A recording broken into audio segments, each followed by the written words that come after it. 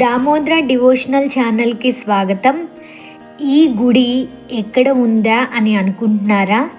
ఇంత పెద్ద ఆంజనేయ స్వామి కుకట్పల్లిలోని గోకుల్ ప్లాట్స్ లోపల ఈ గుడి ఉంటుందండి. ఈ గుడి చూడడానికి చాలా పెద్దగా ఉంటుంది. ఇది ఏ సాయిబాబా గుడో, వెంకటేశ్వర స్వామి గుడో, ఆంజనేయ స్వామి గుడో అనుకుంటారా? కాదండి, ఇక్కడ 10 మంది దేవుళ్ళు ఉన్నారండి. ఈ ఒక్క గుడికి వస్తే అందరినీ ఒకేసారి చూసేసినట్లు ఉంటుంది. అటు విష్ణుమూర్తికి, ఇటు శివుడికి, అందరినీ కలిపి ఒకేసారి చూసేసినట్లు ఉంటుంది. ఇది రాముల వారండి. ఎంత బాగా దర్శనమిస్తున్నారు రాముల వారు. ఎవరెవరు ఉన్నారా అనుకుంటున్నారా? ఇప్పుడే మనం ఆంజనేయ స్వామిని, ఇక్కడ రాముల వారిని దర్శించుకున్నాం. ఇలా మెట్లెక్కి పైకి వెళ్ళంగానే మనకి 5 దేవుళ్ళు ఒకటే ప్రదేశంలో చిన్న చిన్న గుళ్ళలాగా కట్టి కనిపించి దర్శనమిస్తారండి. దత్తాత్రేయుడు, వినాయకుడు, శివుడు, నందీశ్వరుడు, అయ్యప్ప స్వామి, అమ్మవారు, అలాగే వెంకటేశ్వర స్వామి గుడి కన్స్ట్రక్షన్లో ఉంది. ఆ బ్యాక్ సైడే పెద్ద సాయిబాబా మందిరము, అలాగే నాగదేవతలు, లాస్ట్గా నవగ్రహాలు అన్నీ కలిపి ఒకే చోట ఉండే గుడి ఇది. ఇలా మెట్లెక్కి ఎంటర్ అవ్వగానే రాళ్ల మీద శివుడు మనకి దర్శనమిస్తాడు. రైట్ సైడ్ ఏమో 5 చిన్న చిన్న గుళ్ళు కలిపి ఉంటుంది. లెఫ్ట్ సైడ్ ఏమో ఇప్పుడే కన్స్ట్రక్ట్ అవుతున్న వెంకటేశ్వర స్వామి టెంపుల్ దర్శనమిస్తుంది. ఇక్కడ కార్తీక మాసం సందర్భంగా సామూహిక సత్యనారాయణ స్వామి వ్రతం జరుగుతూ ఉన్నది. అది చూడడానికని వెళ్ళాము. ఇక్కడ కన్స్ట్రక్షన్లో ఉన్న వెంకటేశ్వర స్వామి టెంపుల్కి మనం కూడా మన వంతుగా సహాయాన్ని చేయడానికి వాళ్ళందరూ ఆహ్వానిస్తున్నారు. మీకు ఎవరైనా ఇంట్రెస్ట్ ఉండి కన్స్ట్రక్షన్కి హెల్ప్ చేద్దాము, లేకపోతే ఏదో ఒక విధంగా హెల్ప్ చేద్దాము అనుకుంటే మాత్రం డెఫినెట్గా నేను ఫోన్ నెంబర్స్ ఇక్కడ మెన్షన్ చేస్తాను.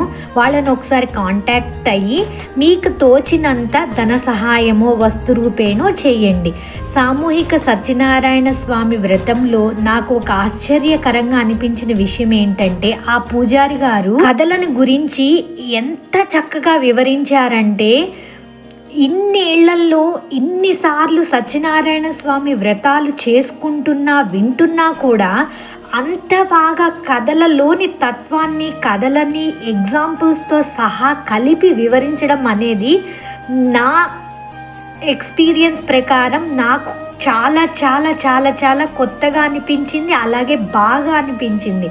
మా అమ్మగారు కూడా, మా వదిన కూడా చెప్తున్నారు, ఎంత బాగా ఎక్స్ప్లెయిన్ చేశారంటే కథలని మనకి కళ్ళ కట్టినట్టు కనిపిస్తాయన్నమాట. వాటిలోని ఆంతర్యం కూడా మనకు అర్థమవుతుంది.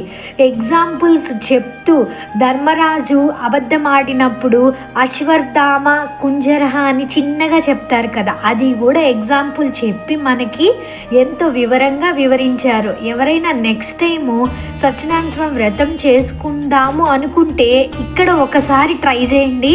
మనకి ఆ కథలు, ఆ పూజ విధానం చూస్తే ఎవరైనా మనక మానరు. ఇక్కడ మేము సాయిబాబా మందిరానికి వెళ్ళినప్పుడు అక్కడ ఒక పెద్ద ఆవిడ కూర్చొని ఉన్నారనమాట. ఆవిడ ఏం చెప్తున్నారు అంటే, ఈ గుడినంట వాళ్ళకి వాళ్ళే డెవలప్ చేసుకొని, వాళ్ళకు వాళ్ళే అన్ని కన్స్ట్రక్షన్ మొత్తం కట్టించుకొని వాళ్ళే చూసుకుంటూ ఉన్నారట. ఇంతకాలం చూసుకున్న తర్వాత ఇప్పుడు బయట ఉన్న జనాలకి కూడా అవకాశం ఇవ్వాలి అన్న ఉద్దేశంతో ఇప్పుడు చందాలని అడగడం స్టార్ట్ చేశారట.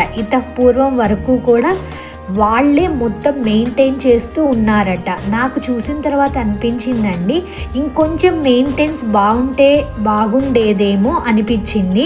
మనలాంటి వాళ్ళు ఎవరైనా సహాయం చేయడం వల్ల ఆ కొత్తగా నిర్మిస్తున్న దేవాలయంతో పాటు ఇప్పుడు ఉన్న ఈ ప్రదేశాన్ని కూడా మంచిగా డెవలప్ చేసే అవకాశం ఉంటుంది అని మాత్రం నాకు అనిపించింది. మీకు అక్కడ నాకు ఇంకొక ఫ్రిడ్జ్ కనిపించింది అనమాట. ఆ ఫ్రిడ్జ్ చూస్తే అర్థమైంది ఎంత పాత ఫ్రిడ్జో. మా అమ్మ వాళ్ళ ఇంట్లో పూర్వం ఉండేదన్నమాట.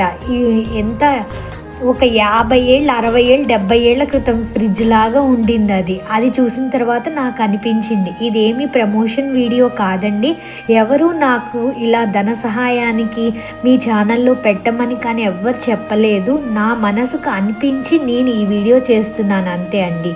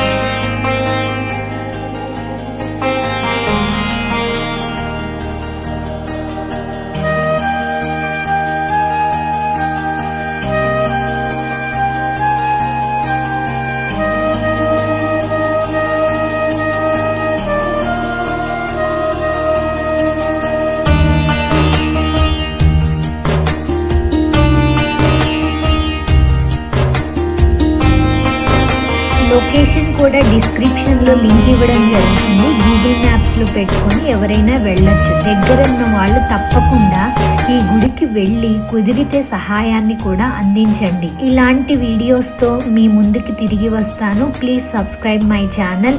సర్వం శ్రీకృష్ణార్పణమస్తు.